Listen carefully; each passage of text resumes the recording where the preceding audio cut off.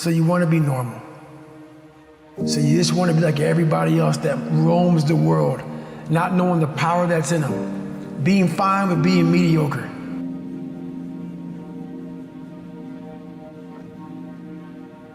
Your dreams are the most powerful thing. Without a dream, there's, again, no point in being here.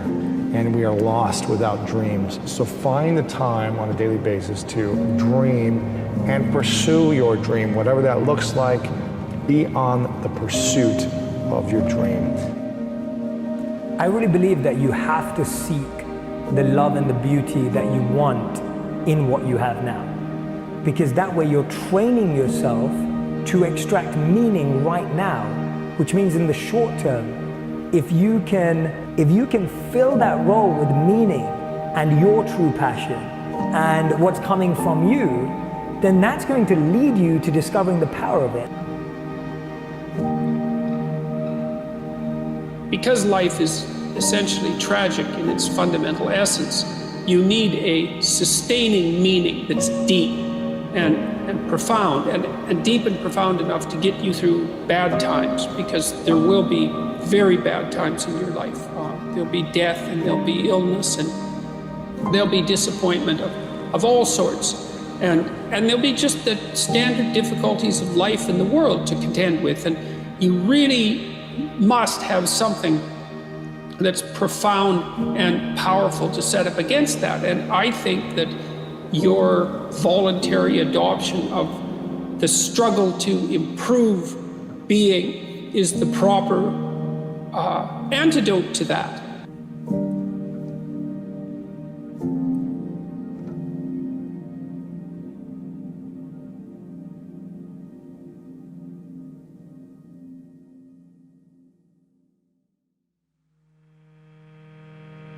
Have to understand the fundamental truth of this life.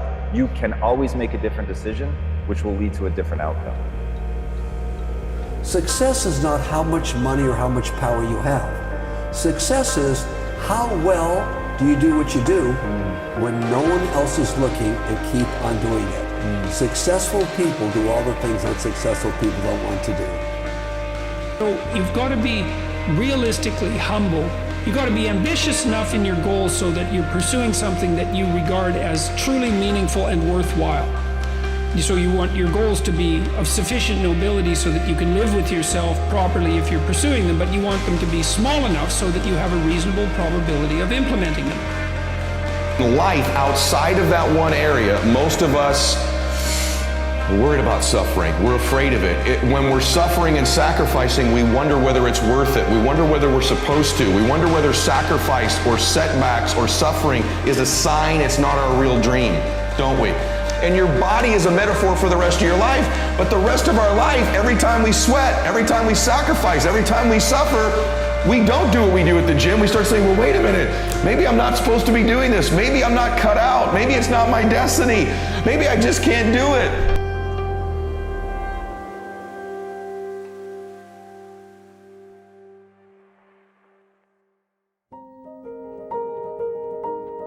You've got to remember that any challenge we're facing today, we've faced it before as humanity.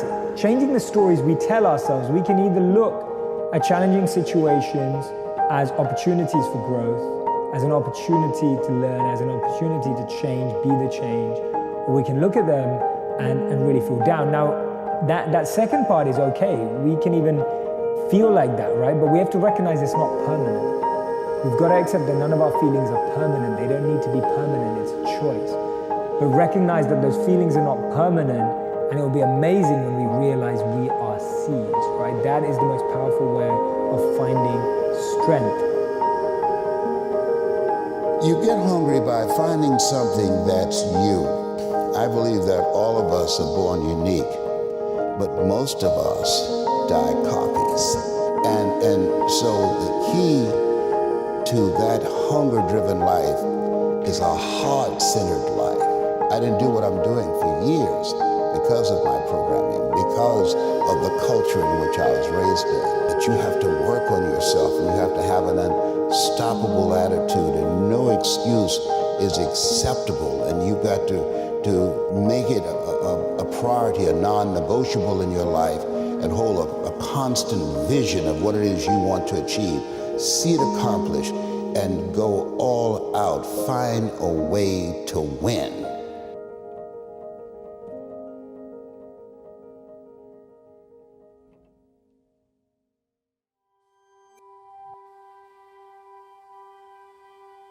You're always up and down. It's like your energy levels will go up and down and you'll be exhausted. Everything is tied around a story of this is bad, this is wrong, I'm in a bad place, I'm messing up, I'm going broke.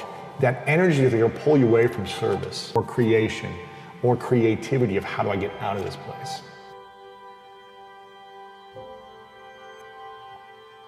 Assuming that you have a certain intrinsic value, it's necessary for that value to manifest itself, for you to push yourself against the world, to challenge yourself. Otherwise, what you're capable of won't manifest itself. It has to be developed. It has to be called forth by necessity, right? You have to pick a hard problem and try to solve it and push yourself against it in order for, and you have to try to do that truthfully and responsibly, in order for what it is that you're intrinsically capable of and composed of to come to the forefront.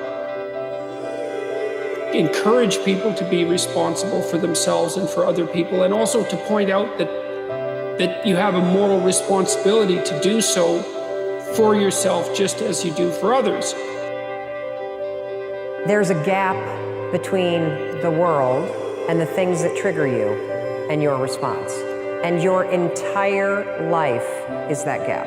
And when you start to understand that your whole life plays out in this 5-second gap, and that there's a gap that's 5 seconds long between fear and courage, and there's a gap that's 5 seconds long between self-doubt and confidence, that is your life.